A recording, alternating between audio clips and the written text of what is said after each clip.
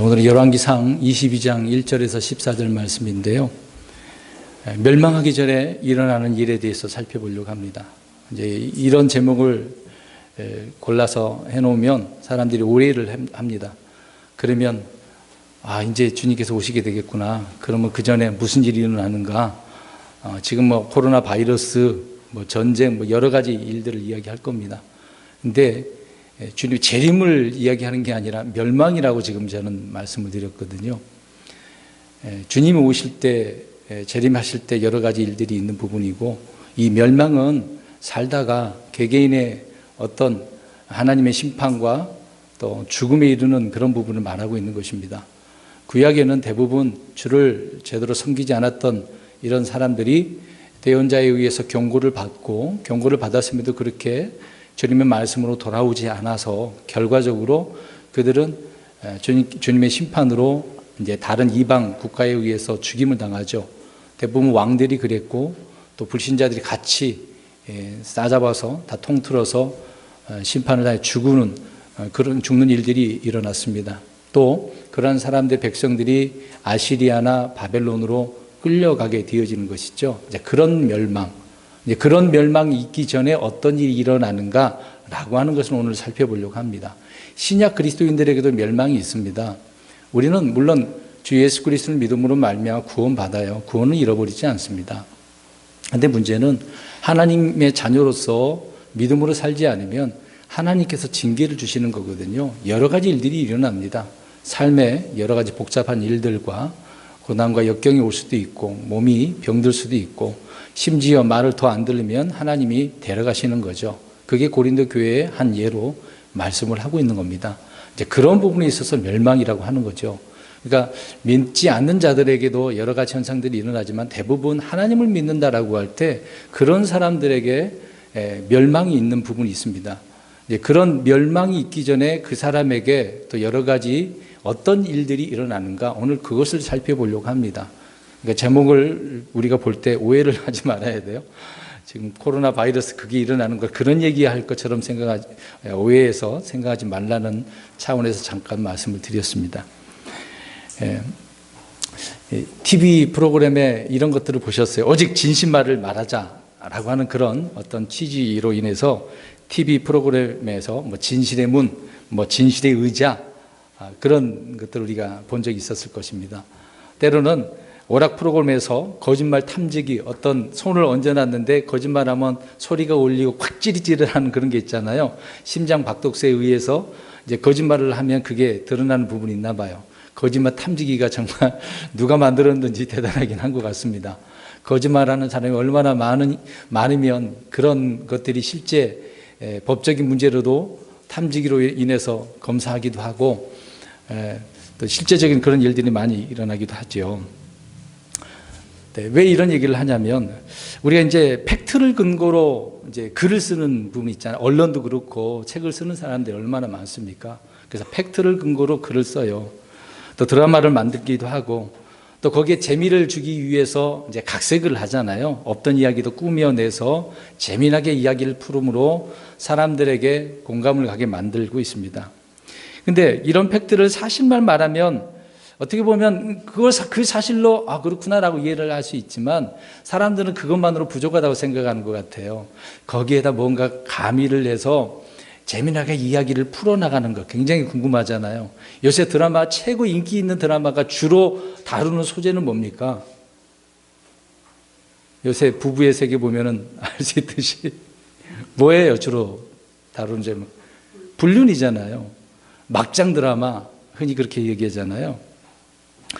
이제 그런 이야기들이 사람들은 재미나기 때문에 그런 이야기들을 꾸며서 글을 쓰므로 또 이렇게 각색을 해서 영화를 만들어 나가고 있는 것입니다. 사람들이 그렇게 좋아하니까 그렇게 하겠죠. 만약에 사람들이 그런 걸 안 좋아하면 어느 작가가 그런 글을 쓰겠습니까? 그러므로 인해서 많은 사람들이 더 많은 꾸며낸 정보로 그 이야기들로 사람들을 현혹하고 있습니다. 그래서 판타지 같은 경우에 이제 거기에 빠지게 되어지는 거죠. 그래서 이런 것들에 마음을 쏟아버리고 있습니다. 또 그런 것들이 진실인 것이냐, 진리인 것이냐 받아들이게 되어진다라고 하는 것입니다. 실제 역사는 있지만 그 일어난 역사를 각색을 하다 보니 우리가 무슨 예전에 뭐 이순신 장군 그런 역사 드라마도 있잖아요. 근데 좀 벗어난 그런 부분이 있거든요. 재미나게 가미한 것을 이제 그대로 보면 되는데 이건 잘못되다 지적하는 사람들이 분명히 있어요. 팩트를 말하라라고 하는 사람도 있습니다. 그러다 보니까 이제 그 좀 변개되고 조작된 그런 각색된 내용들로 인해서 사람들은 그대로 믿는다라고 하는 부분입니다. 사실 저도 뭐 이제 성경을 모를 때 학교에서 이제 현대 문학을 배웠거든요. 근데 현대 문학에서 이제 세종대왕 그런 이야기 나오는데 용비어천가 이야기 나오지 않습니까? 거기에 막 절벽을 타고 올라갔다, 막 그런 내용들이 나오거든요. 그게 이제 전설 신화로 만든 거잖아요. 어떤 왕이 있으면 신화를 만들어 버리는 경우가 많거든요. 우리나라에 그런 신화들이 있습니다. 이제 그런 문학을 배울 때, 정말 그랬어? 꿈에는 이야기인데도 불구하고 그냥 그런 재미난 이야기를 어떤 누가 글로 표현한 거잖아요. 신화로 높이기 위해서 만든 것인데도 불구하고 진짜로 믿는 경우가 있었다라고 하는 부분입니다. 이제 그런 것이 오늘날 드라마를 통해서, 영화를 통해서 많이 이루어지고 있다는 것이죠. 그래서 우리는 그런 것들이 진실로 받아들여져서 고정화가 되어버리면 그게 답이다라고 생각하는 경우가 많습니다. 그래서 인터넷, 유튜브 우리가 조심해서 듣고 판단을 해야 됩니다. 다 받아들일 수는 없는 거거든요. 자, 그런 맥락에 의해서 이제 말씀을 오늘 생각해 보면 오늘 본문에 이제 주의 종이 나옵니다. 하나님의 말씀을 있는 그대로 전하고 증언하는 사람이 있어요. 그러나 그렇지 못한 사람들이 분명히 있어요. 구약이나 신약에서나 지금 현대 시대에도 이런 부류의 사람들이 많이 있습니다. 성경에서도 기록되어져 있고 지금 현대도 이렇게 거짓 교사들이 온갖 꾸며낸 그런 말들로 주님의 말씀들을 왜곡시키고 있다는 겁니다. 역시 그들 역시도 성경을 근거로 하고 있지요. 또 성경 구절들을 증거로 제시를 합니다. 봐라, 이렇게 있지 않느냐. 이단들이 그러잖아요. 신천지에 빠진 많은 사람들이 왜곡된 성경 구절인데 맞지도 않는 구절인데도 불구하고 이런 제시된 그런 구절들을 보면 그렇네라고 착각을 하게 되어집니다. 그들의 만들어 놓은 그런 논리, 어떤 레파토리에 의해서 사람들이 성경 지식이 없으니까 쉽게 넘어가게 되어지는 것이죠. 그래서 우리는 앞뒤 문맥을 잘 살피지 않으면 속는다라고 하는 부분입니다. 그래서 성경은 참 읽어보아야 되고 이게 무슨 말인가 한 구절 가지고 다 이해를 할 수 있는 부분이 아닙니다. 그렇게 하나님께서 흩어져 있는 말씀들이 어떻게 말씀하고 있느냐, 이제 그런 부분을 우리가 알아가야 되는 거죠. 오늘 본문에는 주의 대언자 미가야가 나옵니다. 이 사람이 나오는데요. 당시에 물론 이스라엘에도 많은 대언자가 있었습니다. 그러나 대부분의 대언자들은 주님의 말씀을 전하는 것이 아니었던 거죠. 하나님께서 말씀하지 않았는데도 자기들이 하나님께서 말씀하셨다, 환상을 봤다, 하나님께서 뭔가 알려줬다라고 하면서 거짓 대언을 하는 경우가 많이 있었던 것입니다. 그러나 그때는 미가야만이 하나님께서 말씀하신 그대로 증언하고 있었다는 것을 우리는 열왕기상 22장을 통해서 보면 알 수가 있습니다. 그런데 이제 내용을 보면은요, 서로 극과 극의 사람을 보게 되어집니다. 아합과 여호사밧 왕, 어떨까요? 여러분, 둘의 조화가 어떻습니까? 맞을 것 같아요? 안 맞을 것 같아요? 전혀 안 맞습니다. 근데 전혀 안 맞는데 어떻게 아합과 여호사밧 왕이 같이 지금 한 자리에 있고 같이 이야기를 나누고 같이 전쟁에 나가느냐 이 말이에요. 또 하나는 주의 대언자 미가야가 있고 궁궐에 거짓 대언자들 400명이 있어요. 이 대언자 똑같은 대언자라고 표현한다면 서로 어떻습니까? 조화가 맞습니까? 안 맞잖아요. 한 사람은 주의 대언자고 나머지 400명은 거짓 대언자라는 것이죠. 완전 극과 극 상반되는 그런 인물들을 우리가 보게 되어집니다. 1절 말씀을 보게 되어지면 이제 아합이 이제 주님의 선포된 경고가 있었거든요. 그러나 그 경고 심판이 잠깐 딜레이, 이제 유예되고 있는 그런 상황입니다. 몇 년이 흘렀다고 이야기하죠? 3년이 흘렀어요. 자, 그러면 이제 여기서부터 우리가 이제 좀 보게 되어지는데 오늘 제목이 뭐예요? 멸망하기 전에 일어나는 일. 자, 한 절 한 절씩 보면은요, 멸망하기 전에 이런 일들이 일어난다는 것을 우리는 파악을 좀 하시면 우리가 신앙생활 하는데 많은 도움이 될 것입니다. 자, 1절을 잘 보십시오. 시간이 3년이 흘렀어요. 그러면 그 3년 동안 지금 심판이 분명히 엘리야를 통해서 또 미가 대언자를 통해서 여러 가지 하나님 말씀을 통해 이 아합 왕이 어떻게 된다는 것입니까? 오늘 제목처럼 멸망하게 되어진다는 거 이미 선포됐어요. 그런데 지금 3년이라고 하는 기간이 평안하게 지내고 있어요. 누가가 전쟁이 없습니까? 시리아와. 자, 3년 동안 지금 평화로운 상태예요. 그러면 이런 기간 동안에 아합 왕은 어떻게 해야 될까요? 자기가 이제 말씀이 선포됐어. 이렇게 되면 황폐하게 되고 죽습니다. 멸망당합니다라고 할 때 어떻게 해야 되겠습니까? 그렇죠. 회개하고 주님 말씀에 돌아와야 되잖아요. 그러나 아합은 3년 동안 자신에게 떨어진 심판에 대해서 두려움도 없었어요. 떨림도 없었습니다. 회개하거나 내가 뭔가 개혁해서 고쳐야 되겠다라고 하는 그런 의지가 있어야 되는데 전혀 없었다는 겁니다. 예전과 별반 다름없이 그냥 그렇게 살고 있었던 거예요. 아합 왕은 회개에 합당한 열매를 맺지 못하고 있었다는 것을 보게 되어지는 것이죠. 그러니까 멸망에 앞서 어떤 일이 벌어지느냐, 하나님께서 이 경고의 시간을 주시는 유예된 그런 기간이 있음에도 불구하고 이런 기간들을 무시한다는 겁니다. 지금 보세요. 주님께서 아무도 멸망치 않기를 원하고 계시는 가운데 한 사람이라도 주님께로 돌아오기를 바라고 기다리고 계시잖아요. 이것이 하나의 지금 유예 기간이거든요. 경고의 기간이에요. 돌아오기만 하면 되는 겁니다. 이런 기간 동안에 사람들은 어떻게 하지 않나요? 돌아오지, 주께로 오지 않는다라고 하는 부분입니다. 특히 주를 믿는다라고 하는 사람들이 방황하며 살 때도 있잖아요. 육신의 일들을 향하여 달려나가는 경우도 있잖아요.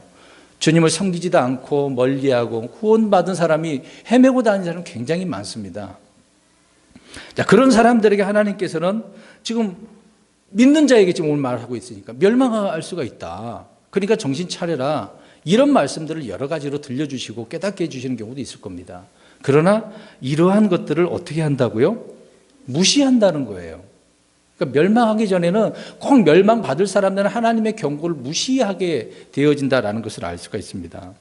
자, 이런 부분에 있어서 우리가 오늘 영적 교훈을 얻으려고 하는 것이죠. 아합 왕은 시리아 왕 베나닷을 크게 이겼어요. 열왕기상 20장에 가서 보면 그 내용이 나옵니다. 시리아 왕을 이겼어요. 그러면 이겼으면 저 적군의 그 왕을 어떻게 해야 됩니까? 죽였을 것 같아, 안 죽였을 것 같아? 안 죽였어요. 살려보내줬어요. 살려줬어요.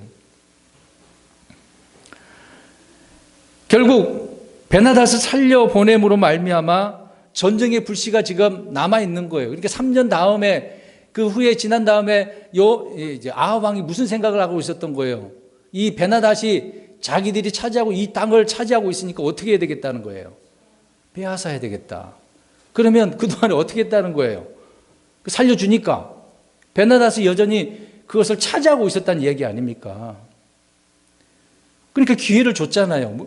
이미 무찔렀으면 해결됐을 문제인데 왜 그 기회를 놓쳐버렸냐 이 말입니다.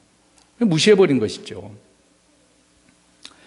아무튼 그때 유다 왕이 여호사밧이었는데요. 이 아합이 자신의 딸을 여호사밧에게 줬어요. 그럼 서로 무슨 관계가 됩니까? 사돈 관계예요? 아니죠. 사돈이 문제가 아니잖아요. 장인과 사위이잖아요. 아합 왕의 딸을 여호사밧에게 줬으니까 장인과 사위 관계잖아요. 여호사밧은 아합과 달리 우리가 알듯이 경건한 사람입니다. 선하고 경건해요. 자기 아버지 아사의 길대로 행한 사람이긴 해요.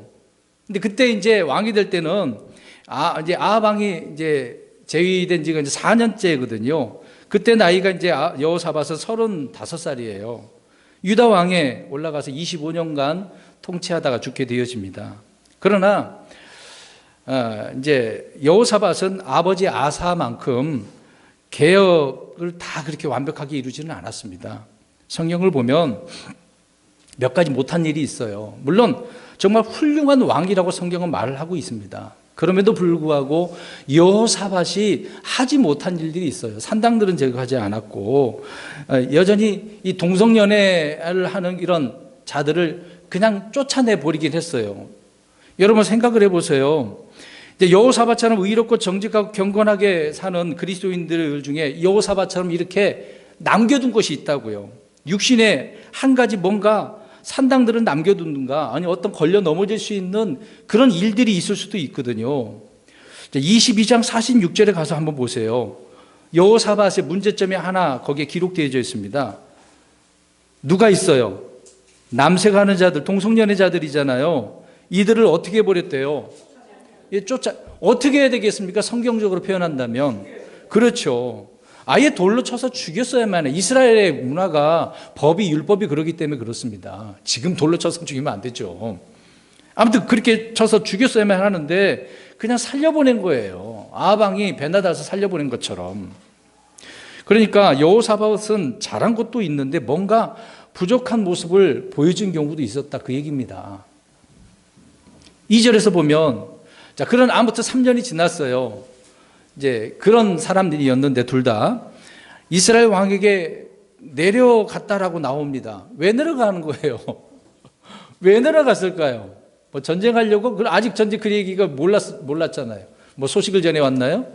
왜 내려갔을 것 같아요? 이것만 우리 한번 생각해 보세요.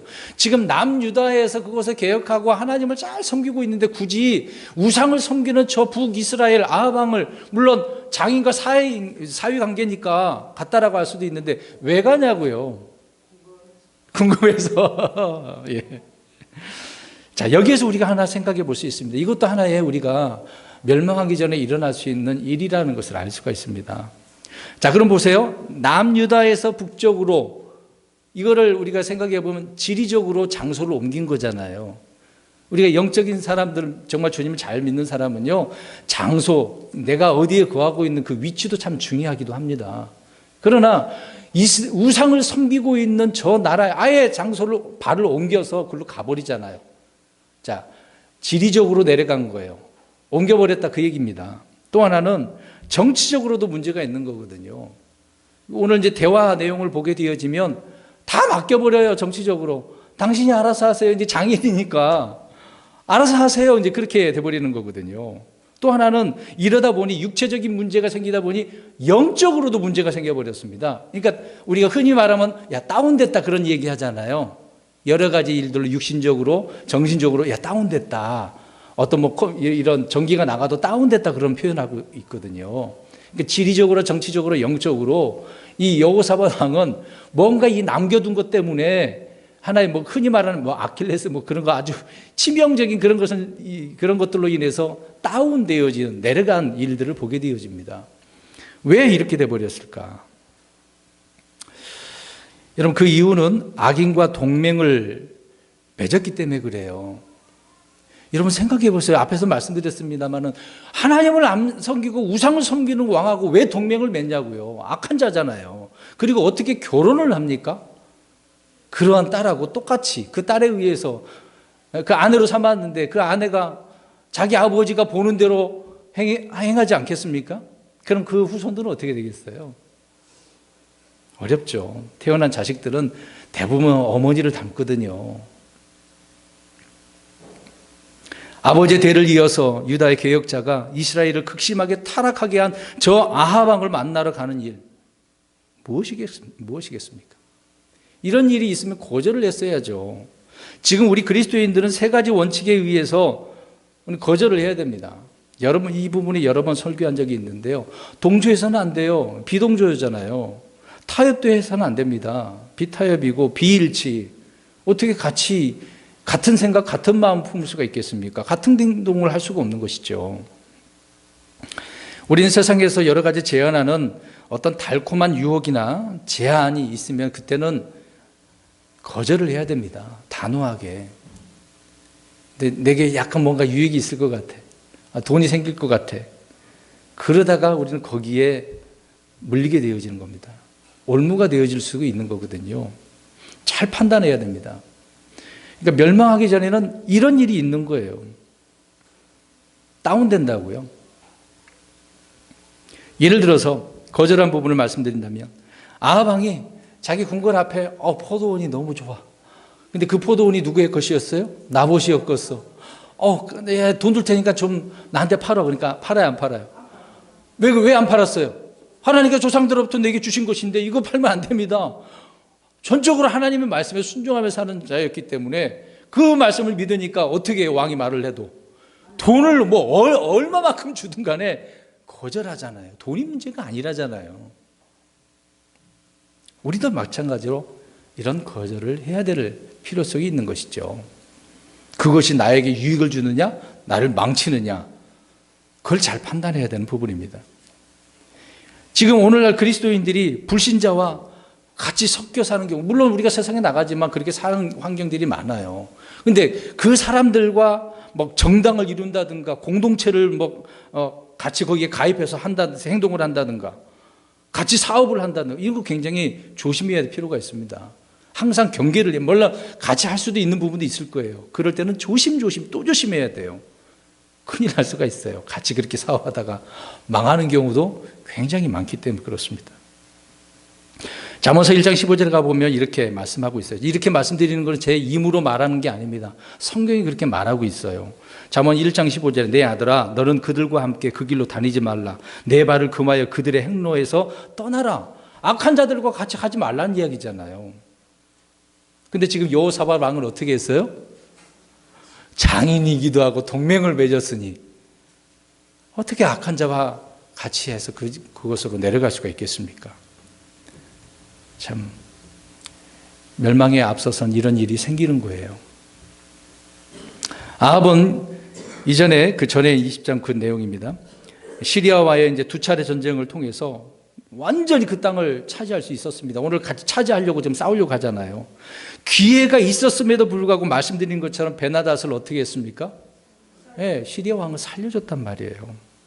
그러니까 이제 그렇게 그냥 살려보내고 와서 3년이 지난 즈음에 지금 어떻게 하려고 그래요? 다시 전쟁을 해서 다시 얻으려고.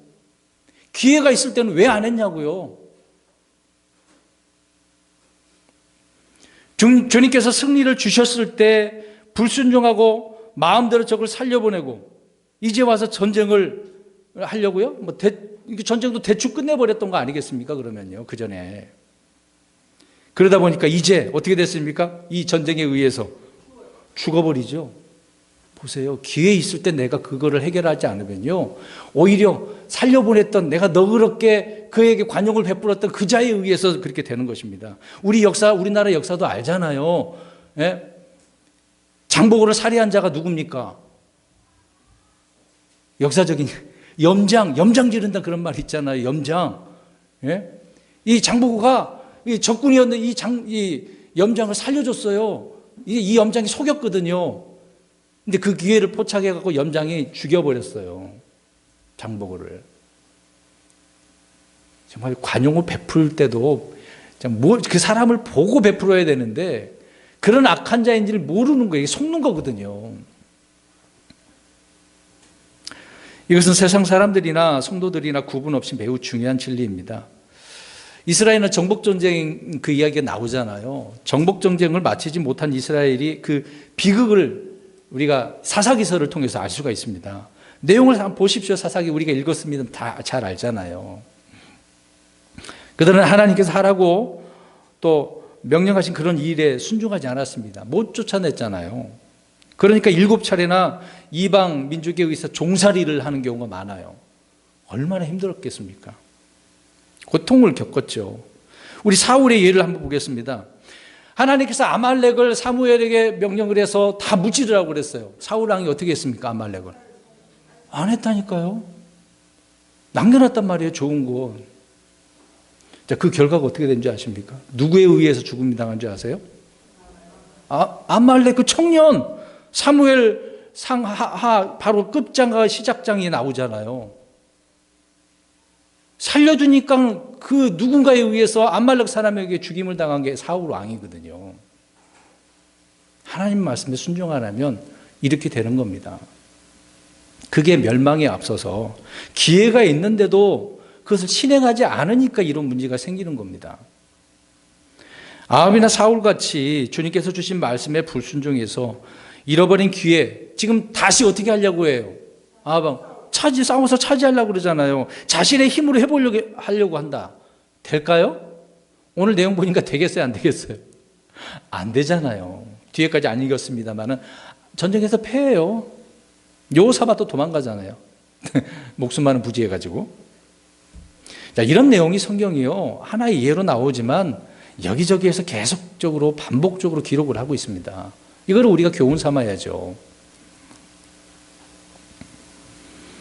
이스라엘은 바로 가나안 땅에 들어갈 수도 있었어요. 이집트에서 나와서요. 근데 10명의 전탕꾼들을 보냈지 않습니까? 12명인데 그 10명이 무슨 보고를 했습니까? 네, 그렇죠. 물론 사실을 이야기하면서 사실을 얘기했잖아요. 야, 그들은 거인이야. 우리 이길 수 없어. 맞는 말이긴 해요. 사실상 겉으로 보면 그렇잖아요. 육신적으로 보면. 그러나 여호수아와 갈렙은 어때요? 그들이 그럴지라도 하나님이 그 땅을 우리에게 주신다고 하는데 하나님 그 약속하신 땅에 나가자 그랬잖아요. 아무튼 주님이 주신 그 기회를 이스라엘 사람들 10명의 정탐꾼의 말을 듣고 좌절하죠. 안 되겠다 그래가지고 그들이 그 다음날 일어나가지고 막 자신들이 어떻게 해보려고 전쟁에 나갔어요. 어떻게 된 줄 아십니까? 아주 패해버렸어요. 시키지 않는 일을 왜 합니까? 우리는 인생에서 주님이 주시는 많은 기회를 스스로 포기한 후에 다시 그것을 얻고자 전쟁을 하려고 별의별 수고를 다 하죠. 그러나 얻지 못하는 경우가 많습니다. 기회 있을 때 안 했기 때문에 그래요. 성경대로 믿는 교회에 출석하여서 성경을 배울 수 있는 기회를 하나님이 주실 수도 있겠죠. 그러나 그런 기회를 주셨음에도 불구하고 여러 가지 이유로 안 해버리면 어떻게 되겠습니까? 그러면 영적 생활을 바르게 할 수도 없겠죠. 헤매고 사는 거죠. 또 계속해서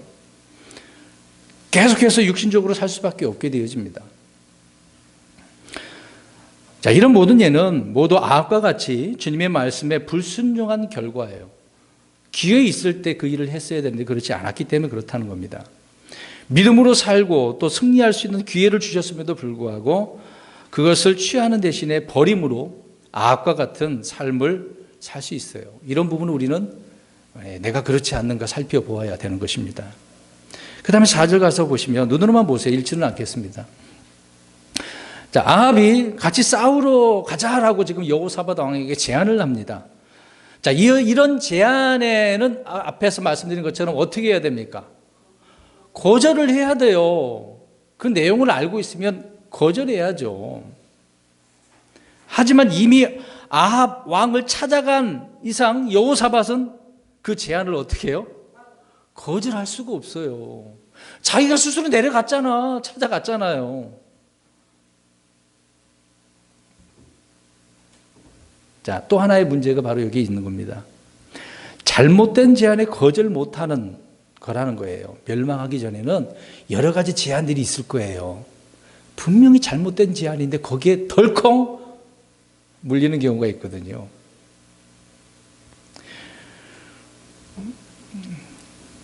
여러분, 분명히 이 4절과 같이 이런 제안이 있으면 거절을 해야 되는 겁니다.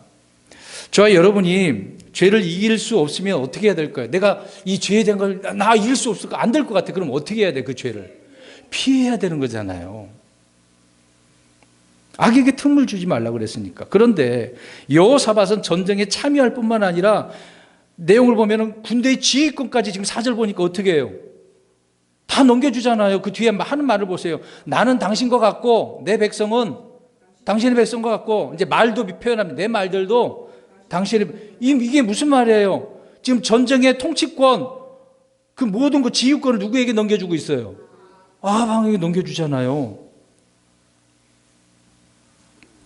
참, 이건 절대 있을 수 없는 일이지 않습니까? 지금 아무리 장인이고 사이고 그러더라도 지금 나라 대 나라잖아요. 아무리 동맹관계인 그런 부분이 있음에도 불구하고 왜 그러냐고요.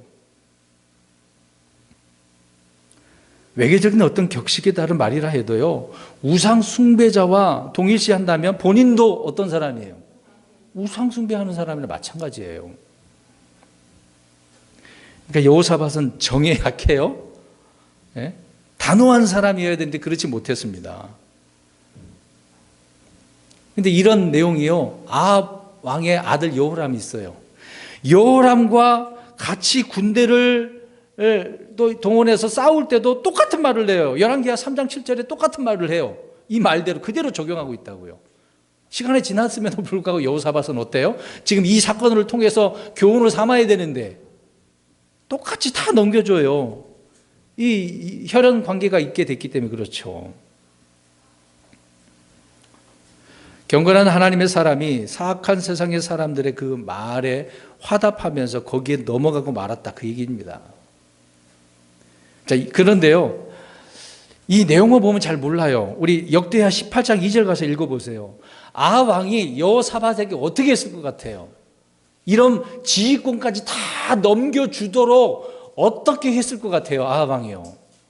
우리 역대하 18장 2절 가서 보세요. 그러니까 우리가 대화를 하더라도 잘 판단해서 거절할 건 거절해야 돼요. 이런 잘못된 제안을 거절해야 돼요.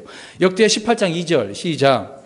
몇 해 뒤에 그가 사마리아로 내려가 아합에게 이르렀더니 아합이 그와 또 그와 소유한 백성을 위해 양과 소를 많이 잡고 자기와 함께 라못 길르앗으로 올라가도록 그를 설득하려고 여러 가지로 막 양과 소를 잡아서 동원했나 보네요. 잔치도 베풀어주고 아량을 떨고 그랬나 보네요. 아합은 여호사밧을 설득을 했다고 나오네요. 설득. 그러니까 여호사밧은 이 설득에 어떻게 됐어요? 네, 설득 당한 거예요. 온갖 현혹할 수 있는 것들을 가지고 설득시킨 거 아닙니까? 기분 좋게 만든 거죠. 너밖에 없어. 넌 정말 훌륭한 왕이야. 여기에 낚이는 겁니다, 여러분. 그런 것처럼 우리는 알게 모르게요, 여호사밧과 같이 세상 사람들의 이런 끈질긴 설득이나 부탁에 끌려가서 결국 뭐라고 답해요? 예스, 네. 이제 그런 후회해도 소용이 없어요. 자기가 그렇게 선택을 했는데 늦은 거죠. 여호사밧은 아합과 함께 전쟁에 나갔다가 겨우 목숨을 건지는 그런 어려움에 처하게 되었습니다. 그러니까 우리는 항상 정신을 차리고 깨어 있어야 되는 것이죠. 오늘 본문의 5절 보세요. 이제 또 하나의 문제가 나옵니다. 그럼에도 여호사밧은 아합과 달리 모든 일을 주님께 물어보는 경건한 사람이었어요. 자, 물어본다는 것 좋아요, 나빠요? 좋은 거예요. 주께 물어보자고. 근데 여기 하나의 또 문제가 있어요. 지금 어떻게 하라는 거예요? 자신이 물어보는 게 아니라 지금 아합 왕에게 어떻게 하는 거예요? 주께 경건한 하나님의 주의 대언자에게 물어보세요 라고 이야기하는 거예요. 이걸 좋은 말을 한 거예요. 근데 여기서 지적하고자 하는 말이 뭐냐면 본인이 자기 자신이 어떻게 해야 된다고요? 먼저 물어봐야죠, 하나님 앞에. 이런 제안이 왔어. 그럼 하나님 어떻게 해야 되겠습니까? 이 전쟁 나가야 됩니까? 같이 이걸 해야 되겠습니까? 물어봐야죠. 근데 자기는 안 물어보고 아합에게 그 말을 던져갖고 주의 대언자에게 한번 물어보세요. 그 말을 한 거잖아요. 순서가 지금 잘못됐다는 겁니다. 자신이 물어보고 주께 물어보고 주께 뭐라고 물어보라고 말을 했어야 돼요. 자신은 왜 안 물어봐? 여기 문제예요.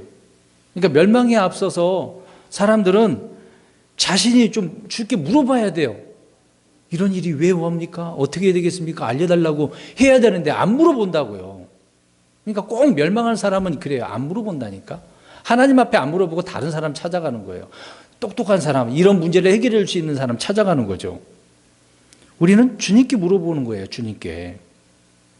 임으로 결정해서 막 하지 말라는 그 얘기입니다. 우선순위가 바뀌면 안 되는 거예요. 자, 그럼 하나의 예로 우리 다윗을 이야기해 보겠습니다. 다윗. 사무엘상 24장 2절을 보면 찾지는 마시고요. 블레셋을 치러 계속해서 싸웠으니까 하나님 블레셋과 싸워야 됩니까? 물어봤어요. 23장 4절에도 또 물어봅니다. 하나님 어떻게 되겠습니까? 하나님께서 응답하실 때까지 다윗은 어떻게 했다고요? 물어봤다니까. 또 물어보고 또 물어보고 하나님께서 말씀하지 않으면 안 갔어요. 다윗은요. 또 사무엘상 30장 8절에 보면 추격할 때 악한 자는 아니면 누가 자기를 추격할 때 또 사울을 피할 때도 도망갈 때 어디로 가야 되냐고 하나님 앞에 물어봤습니다. 계속해서 블레셋 사람들과 또 싸울 때 또 물어보고요. 그러니까 하나님께서 방법도 알려주셔요. 야, 뽕나무 밑에 거기 숨었다가 딱 덮쳐라. 자세히 알려주십니다. 그러니까 전쟁에서 패할 수 있겠어요? 그렇죠. 패하지 않고 승리만 하죠. 그러니까 그런 말을 들어요. 사울은 천천히고 다윗은 만만히. 왜 이런 말이 나오겠어? 나갈 때마다 전쟁에서 어떻게 하니까? 하나님 앞에 물어보는 사람은 그러는 거거든요. 근데 지금 물어봐요, 지금? 여호사밧이 자기도 물어봐야 되는데 지금 하나님, 물론 주께 물어보자고 하는 말은 잘했단 말이에요. 자신이 안 물어본 거지. 말씀드린 것처럼 다윗은요, 물어보고 또 물어보고 계속해서 물어봅니다. 우리는 다윗과 같이 주님께 묻는 사람이 되어야 됩니다. 매사에 주님께 먼저 물어야 돼요. 주님의 뜻대로 살고자 하는 분명한 의지가 있는 사람은 의지와 결단을 보이고 주님 앞에 이렇게 물어보는 거죠. 종의 자세로서 그렇게 해야 되는 것입니다. 여호사밧이 아합에게 주의 말씀이 어떠하니 물어보라고 하는 건 정말 좋은 조언이에요. 그러나 본인이 물어봤어야죠. 그럼에도 불구하고 아합은 어떻습니까? 이런 말을 들었음에도 불구하고 누구에게 지금 물어봐요? 그렇죠. 6절에 보면 나옵니다. 하나님께 물을 생각은 안 하고 거짓 대언자에게 400명에게 물어보고 있어요. 예? 마음에 우상이 가득한 사람은, 부패한 사람은 자기 생각 속에 하나님을 두기를 싫어한다고 성경은 말하고 있잖아요. 그러니까 하나님께 안 물어보고 누구를 찾아가는 거예요? 거짓 대언자. 요즘으로 표현하면 누구에게 갈까요? 무당들에게 가는 거예요. 거짓 예언하는 자들에게. 왜 가냐고요? 돈 아깝게. 왜 거기다 돈을 갖다 바쳐? 돈 안 줘도 되는 문제를. 안 주고 해결할 수도 있는 문제가 얼마나 많은데. 주님께 가시면 되잖아요.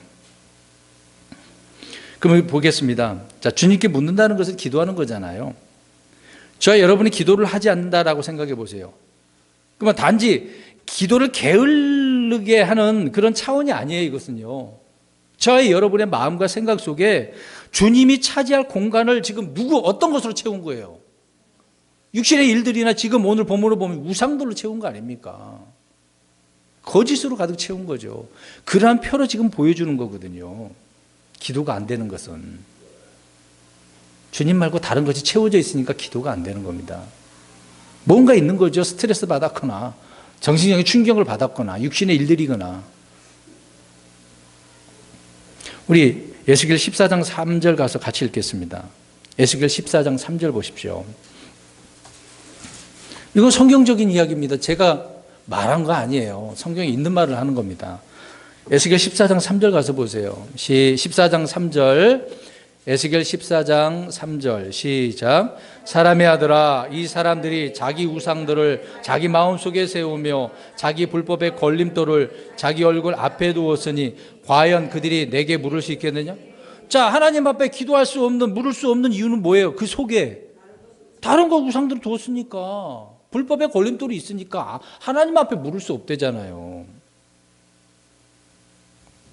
그러니까 기도의 시간이 줄어든 것은 말씀의 씨앗이 누가 와서 뺏어가 버려서. 왜? 마귀가 와서 뺏어가 버리니까. 그러니까 알곡이 안 자라나고 뭐가 자라나는 거예요? 가라지들이, 쭉정이가 이렇게 나오는 거죠. 결국은 갖다 버려야지 뭐 그런 것들은요. 그게 증거예요. 여러분, 주님께 물을 수 있다는 것, 주님 앞에 이렇게 물을 수 있는 그런 사람이 있다는 것, 큰 복이죠. 근데 그게 안 되면은 오늘 뭘 당하는 거예요? 멸망당한단 말입니다. 믿는 자도 마찬가지예요. 크리스찬들도 멸망당해요. 지옥 간다는 말이 아닙니다. 오해하지 마시고요. 어려움을 당하는 겁니다. 그런데 여러분, 언젠가는 주께 물어도요, 이런 사람들은요, 대답이 없을 때가 있어. 응답이 안 돼요. 마음이 타락한 자들은 울어도 답을 얻지 못해요. 에스겔 20장 8절에 그 얘기가 나옵니다. 장로들이 주님 앞에 물어보러 나왔는데 하나님께서 너희들 왜 나왔어? 뭐 왜 맹세해? 아, 싫어. 너희들 내가 응답하지 않을 거야. 그 얘기가 나옵니다. 에스겔 20장 8절에. 여러분, 위급할 때 불러도 대답이 없는 거, 그럼 얼마나 답답해요. 그렇죠? 갑갑하죠? 뭔가 좀 알려줬으면 좋겠는데 일도 제대로 안 돼. 여러분, 사울왕을 보세요. 하나님을 떠나니까 주님 말씀을 경멸히 여기고 무시해버리잖아요. 그럴 때 우림과 둠밈을 하나님께서 말씀하셨어요? 제사장에서 뭔 말씀이 아무것도 없어. 뭐 표시도 없어. 어떻게 된 거 하나님께서 무응답이야. 그러니까 누구에게 찾아갔어요? 무당 찾아갔잖아요. 그 보세요. 하나님 응답 안 하면 이렇게 돼버리는 겁니다. 결과가 얼마나 비참합니까? 성도 여러분, 평소에 주님과 대화하는 기도의 끈을 놓지 말아야 되는 거죠. 물어봐야죠. 평소에 물어보세요. 뭘 하든 간에. 계속해서 보십시오. 아합은 지금 6절입니다. 아합은 전에 바알의 대원자 450명이 있었어. 근데 이 450명은 엘리야의 갈멜산에서 이 사람들 다 어떻게 했어요? 다 죽여버렸어. 근데 지금 몇 명이 있어요?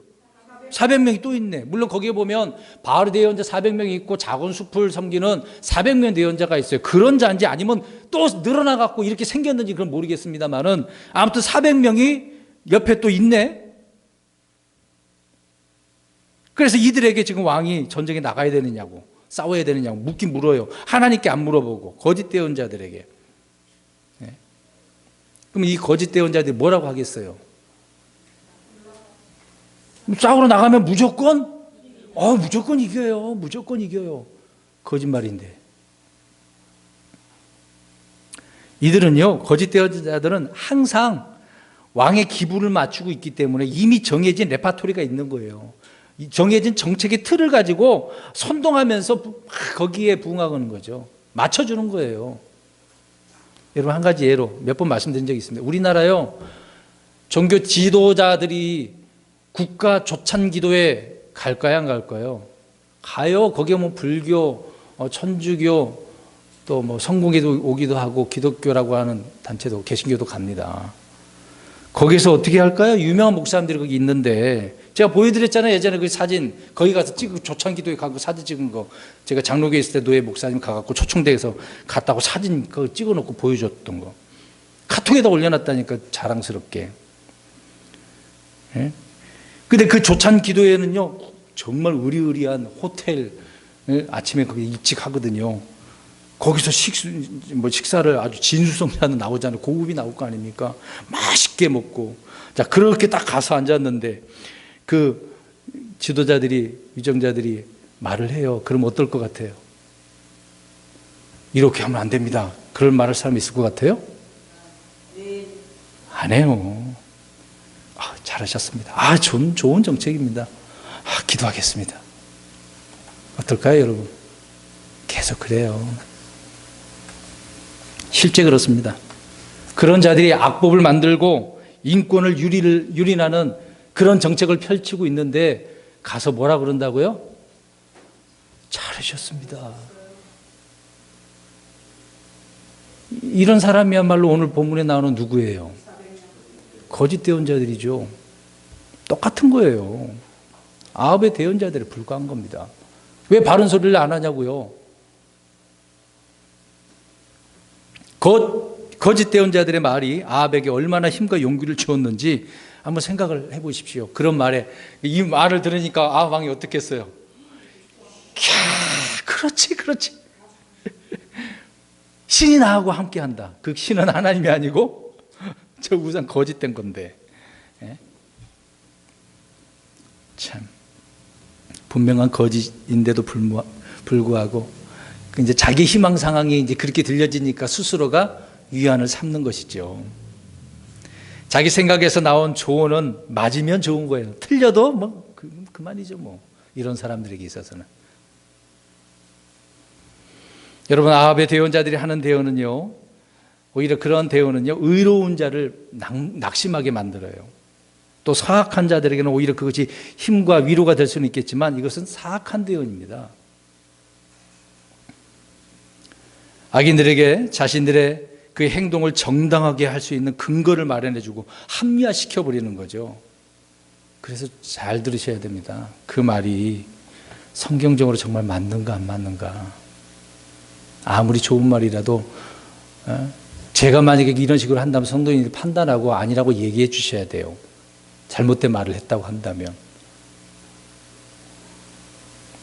조심하셔야 됩니다, 여러분.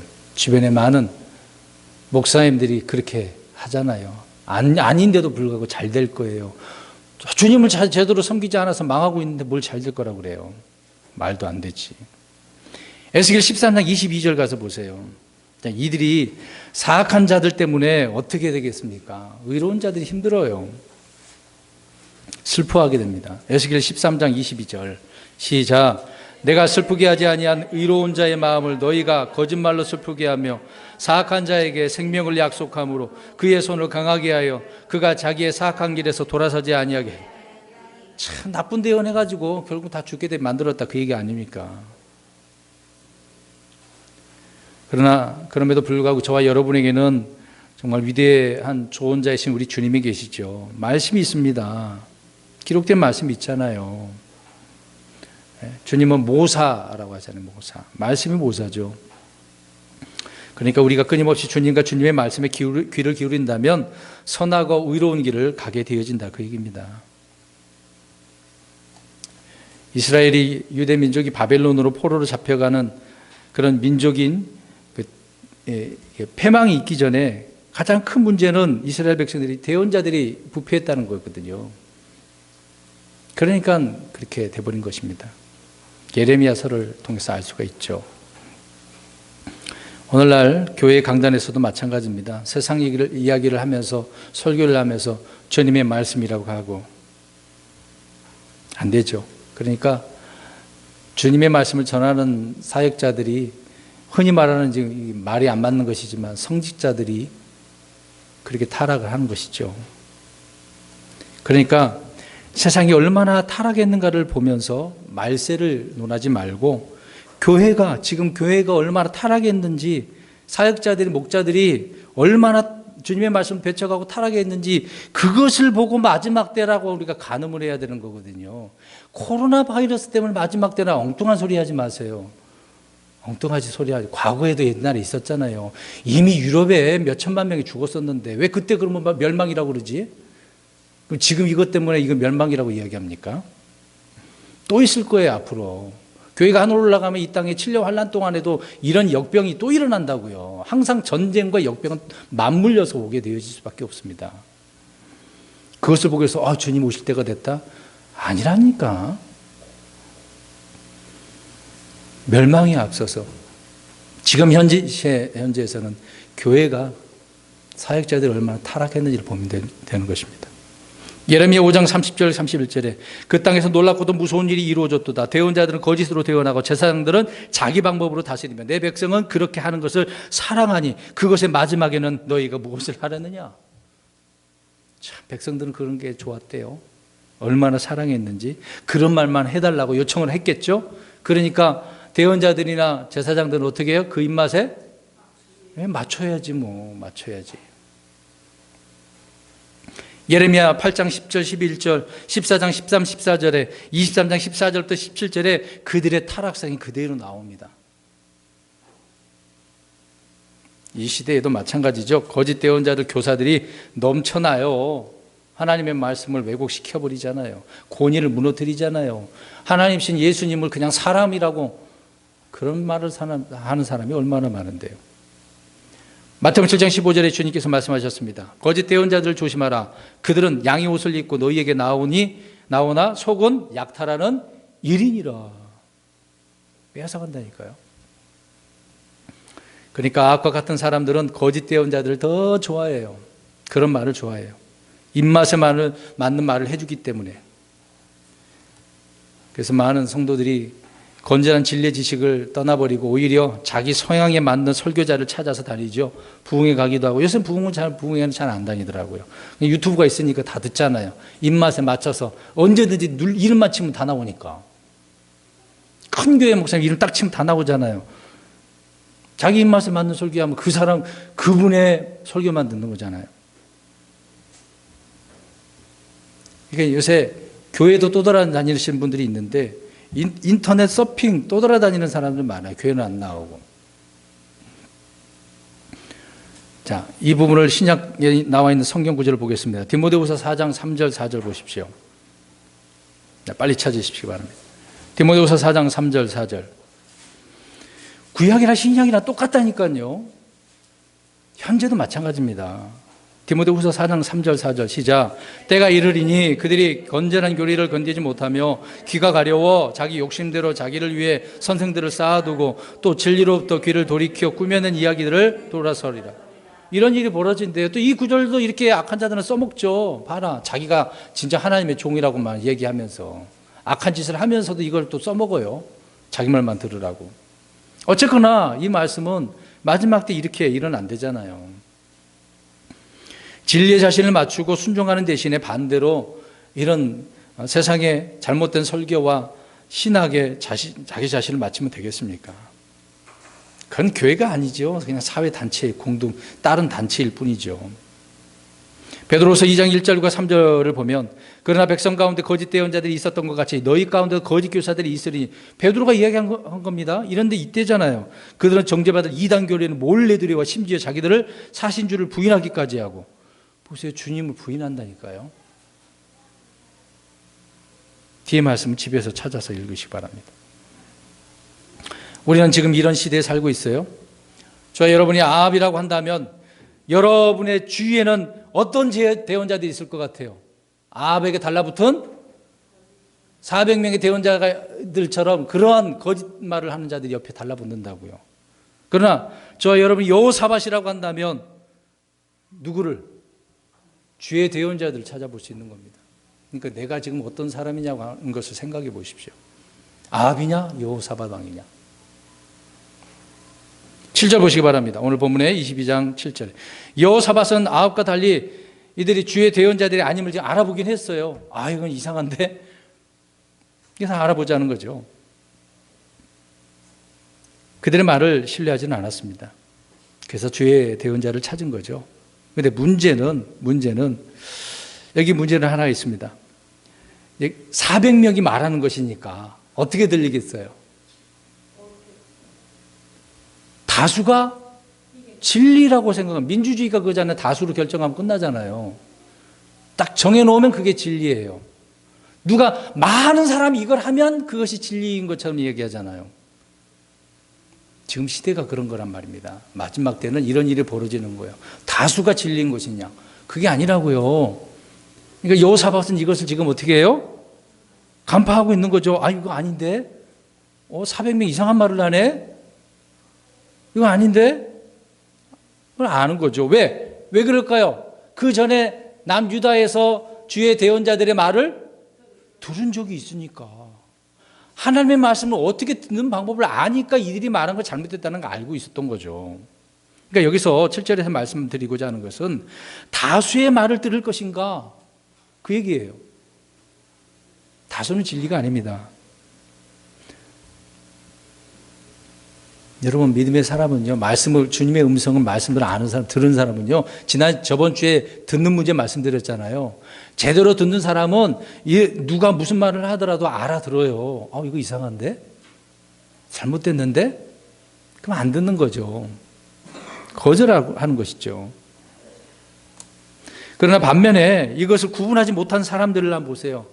제대로 바른 말씀을 듣지 않아서 그런 문제가 생기는 거고, 또 성경 공부를 하지 않으니까 엉뚱한 말에 그 유혹에 넘어가는 거죠. 설득당하는 겁니다. 그러나 여호사밧은 다수의 말에 귀를 기울이지 않았습니다. 여호사밧은 그래서 아합에게 주의 대언자의 말을 들어보자고 다시 부드러운 충고를 8절 말씀에 하죠. 네. 근데 아합 왕이 말한 거 보세요. 미가야는 항상 자기에게 어떤 말을 한대요? 나쁜 말을 한대요. 그러니까 하나의 점쟁이로만 생각했던 거예요. 좋은 말을 해줄 수 있는. 그런 사람으로만 생각하고 있었던 거죠. 그러니까 나쁜 말만 한다고. 좋은 말을 해주는 자들은 대부분 누가 말을 그렇게 해줘요? 거의 대언자들이 해주는 거예요. 주의 대언자는 주의 말씀을 하는 사람이죠. 그 이상도 그 이하도 아닙니다. 근데 주의 대언자를 미워하는 것은 누구를 미워하는 거예요? 상상. 주님을 미워하는 거예요. 그런데 이제 엘리야는 없고 미가야가 있는 거잖아요. 왕의 시대에. 근데 하나님은 엘리야를 숨겨놓고 있는 상태라고 보시면 되겠습니다. 근데 미가야를 지금 남겨주셨어요. 엘리야에게 하나님께서 몇 명을 남기셨다 그러죠? 7천. 그 중에 한 명이라고 보시면 되는 겁니다. 그 중에 한 명을 하나님께서 지금 사용하시는데 이 미가야 대언자는 무슨 말만 해요? 오직 주님의 말씀, 들은 말씀만 해요. 들은 말씀만. 그러니까 아합 왕은 어때요? 네, 싫어. 주님의 말씀 싫어. 내가 원하는 말을 해주라고 그 얘기잖아요. 그러니까 미움을 당하는 거죠. 예수님도 미움을 당했잖아요.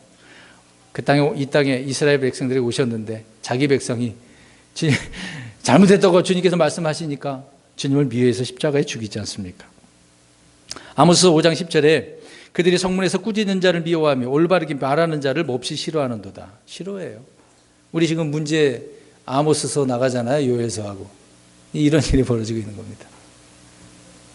물론 미워하는 것은 자유겠죠. 근데 그에 따른 대가는 심판이죠. 오늘은 멸망입니다. 이 아합왕의 멸망이죠. 자, 그러면 성도 여러분, 저와 여러분이 아합입니까? 여호사밧입니까? 여호사밧이죠. 네. 그래서 어쩔 수 없이 여호사밧이 그런 말을 하니까 9절에 보세요. 아합은 누구를 데려오라 그래요? 미가엘을 데려와. 그래도 설득을 당하긴 했는데, 그래도 그렇게 요구하니까 요구도 들어줘야 전쟁에 같이 갈 거 아니에요. 들어주잖아, 일단은. 자, 그럼 여기서도 한번 보세요. 또 하나 문제입니다. 멸망에 앞서 또 일어나는 문제예요. 자, 그러면 하나님께서 다시 여호사밧이 그런 말을 해서 기회를 어떻게 해요? 주시는 거야. 또 다시 주시잖아요. 그러니까 바로 멸망하기 전에 하나님이 기회를 또 주시는 거예요. 자, 이런 기회도 또 포기를 해버리죠. 참 이게 문제네요. 여러분, 감옥에 가가지고 감옥에 누군가 믿는 자가 성경 구절을 써놓은 거 그것을 읽고서 주님을 믿게 되는 경우도 있거든요. 우리 이제 그 언니 선교사 과거에 많이 허랑방탕하면서 살다가 감옥에 들어가서 마귀가 갖고 들어갔다가 그 감옥에서 주님을 믿고 구원받았지 않습니까? 그래서 지금 선교사가 돼서 열심히 복음을 전하고 있잖아요. 그런 경우가 있잖아요. 기회를 주신 거죠. 그 기회를 받아들였으니까. 근데 아합 왕은 마지막 때 자기가 지금 이제 죽기 일보 직전이야. 그런 상황에서 다시 기회를 주시는데도 불구하고 그 기회를 마다하죠. 자, 10절, 11절을 보세요. 마다하니까 더욱더 주변에 있는 충성스러운 시드기야, 그 중에 이제 400명 중에 가장 돋보인 자가 또 있었나 보네요. 시드기야가 새와 뿔로 그걸 만들어 놨고 이렇게 저 시리아 산을 무찔 거다. 그렇게 이야기를 합니다. 자, 이 말이 뭐냐면 아첨하는 자들이 주변에 많다는 거예요. 저와 여러분들을 넘어뜨리려고 멸망시키려고 아첨하는 자들이 많다는 것을 기억하셔요. 이 아첨하는 이 자가 하는 말을 보세요. 주께서 이같이 말씀하시기를. 누가 말을 했다 그래요? 주께서. 정말 악한 자 아닙니까? 그러니까 멸망하기에 앞서서 이 흔히 말하는 종교계에 이런 일이 벌어지는 거예요. 영적. 그러니까 일기예보예요. 일기예보. 멸망에 앞서 이런 일이 벌어지는 거예요. 이것도 역시 교회에 나타나는 현상입니다. 소위 말하는 성직자들이, 목자들이 주님의 성령님을 통해서 기록된 말씀에 따라 선포해야 되는데 그런 것이 아니라 오히려 마귀의 영을 통해서 태어난 자들이 많습니다. 겉으로는 목사지만은요, 마귀의 영에 사로잡힌 목사들 얼마나 많은지 아십니까? 그래서 잘 들으셔야 돼요. 13절 가서 보세요. 이제 왕이 사자를 보냈어요. 신하가 이제 갔어요. 근데 신하가 뭐를 말을 해요? 이미 400명이 입을 맞추고 다 좋은 말을 하니까 당신도 어떻게 하라고? 똑같이 말을 해주라고. 말해봤자 소용없으니까. 자, 한편적으로 보세요. 타협하라고 하는 거예요. 또 한편적으로는 압력을 가하고 있는 거거든요. 지금 마지막 시대가 그렇습니다. 자꾸 타협하라 그럴 거예요. 지금 우리나라 상황을 보세요. 계속해서 타협하라고 그렇습니다. 그러면서도 어떻게 해요? 압력을 놓고 있다니까요. 너 그럼 이렇게 말 안 들으면 법대로 처리할 거야? 범칙금 물게 할 거야? 그런 말 나오잖아요. 들었잖아요. 이번에 있었잖아요. 이해 안 되십니까? 멸망에 앞서서 이런 일이 벌어지는 거예요. 타협이고 동시에 압력입니다. 대세에 따르라는 이야기죠. 굉장히 지혜로운 충고처럼 보이잖아요. 대세가 이러니까 이렇게 해. 과거에 그랬잖아요. 신사참배. 역사적인 문제가 이미 있었잖아요. 신사참배. 대세가 그래. 야, 잠시 머리 숙이고 나중에 잘 섬기면 되잖아. 그런 말을 할 거 아닙니까? 지금도 그래요. 그때나 지금이나 똑같아요. 뭔가 환경만 좀 다를 뿐이지 방법은 똑같단 말입니다. 어차피 미가야가 바른 말을 해도 아합은 듣지 않는 것이니까 그냥 막 이런 말 해줘버려. 그 얘기잖아요. 그러나 주의 종은 결과를 예상해서 따져가면서 말하는 것은 아니잖아요. 14절 보세요. 미가야가 뭐라고 말하는가. 투철한 자세로서 딱 한마디 던져요. 어떻게 대답을 합니까? 주께서 말씀하시는 것을 내가 말할 거야. 저와 여러분이 마지막 때 주님의 종이라고 한다면 이런 사람이 되어야 됩니다.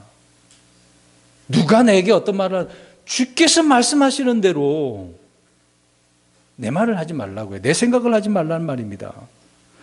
미가야는 자신이 전한 말씀의 그 결과에 앞뒤를 재지 않은 거예요. 그냥 있는 그대로, 더도 덜도 아니고 있는 그대로. 그게 다야. 그 말만 하면 되는 거잖아요. 뭘 덧붙여요.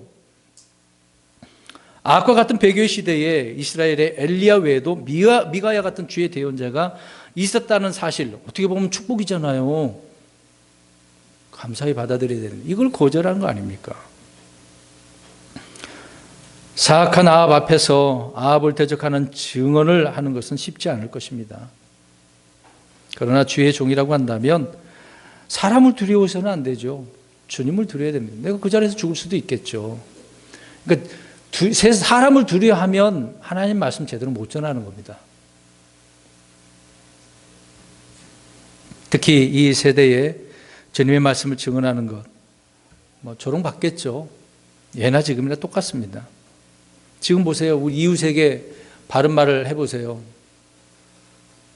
관계가 틀어지겠죠. 친구도 마찬가지고 가족들도 그럴 것입니다. 우리 마지막 구절 보고 정리해서 말씀을 마치겠습니다. 에스겔 2장 5절 7절 그리고 3장 17절 세 구절만 보겠습니다. 에스겔 2장 5절 가서 보십시오. 에스겔 2장 5절 7절 먼저 읽겠습니다. 에스겔 2장 5절 시작. 그들이 듣고자 하든지 아니하든지 그들은 반역하는 집이니라. 자기들 가운데 지금까지 한 대언자가 있었음을 그들이 알지. 7절. 그들은 심히 반역하는 자들이니 그런즉 그들이 듣고자 하든지 아니하든지 너는 내 말들을 그들에게 전할지니. 3장 17절 시작. 사람의 아들아, 내가 너를 이스라엘 집에게 파수꾼으로 세웠나니 그러므로 내 입에서 나오는 말을 듣고 내게서 나오는 경고를 그들에게 줄지니라. 아멘. 그냥 있는 말 그대로 전해주고 그게 경고로서 끝나는 거죠. 그 다음은 하나님께서 알아서 하시는 거고 또 그 말을 듣는 사람은 본인이 선택하는 거고. 미가 역시 아합이 듣든지 아니 듣든지 주님의 말씀만 전하고자 결단하는 내용이 14절을 그렇게 말하고 있습니다. 그래서 그 이후로 나오는 구절엔 나가서 여러 가지 이야기들을 설명을 해주고 있죠. 여러분, 이 시대에 우리는 모두 아합의 대언자들이 아니라 한 사람 남은 미가야처럼 이런 삶을 우리는 살아야 됩니다. 주님께서 말씀하신 대로, 기록된 대로 좀 믿어야죠. 엉뚱한 소리 하지 말고. 자, 결론적으로 정리합니다. 오늘 멸망하기 전에 일어난 일들에 대해서 말씀을 드렸어요. 자, 앞에서부터 1절부터 보시면 경고를 어떻게 해요? 무시를 해요. 지리적으로, 정치적으로, 영적의 문제가 어떻게 됐습니까? 다운됐어요. 내려갔죠. 잘못된 제안을 어떻게 해요? 거절해야 되는데 거절 못하는 시대. 또 자신이 죽게 물어야 되는데 당신이 한번 물어보세요. 그러면 안 돼. 내가 먼저 물어봐야죠. 그 다음에 우상으로 가득한 자는 죽게 물어보지 못한다는 겁니다. 기도가 안 된다는 거예요. 그렇게 해도 하나님께서는 응답을 안 해요. 또 많은 사역자들이 어떻게 합니까? 타락을 한다는 거죠. 다수의 말을 듣는 것이 아니죠. 다수의 말은 진리가 아니란 말입니다. 그리고 주의 대언자를, 진리를 말하면 주의 대언자를 어떻게 한다는 거예요? 미워하는 거. 사실을 이야기하면 미움을 당하는 겁니다. 그래도 우리는 미움을 당할지라도 그렇게 해야 되겠죠. 그리고 마지막 기회가 또 왔는데도 불구하고 어떻게 했어요? 거절한다는 거. 그 다음에 아첨하는 사람들이 그러다 보니까 주변에 넘치게 된다는 거.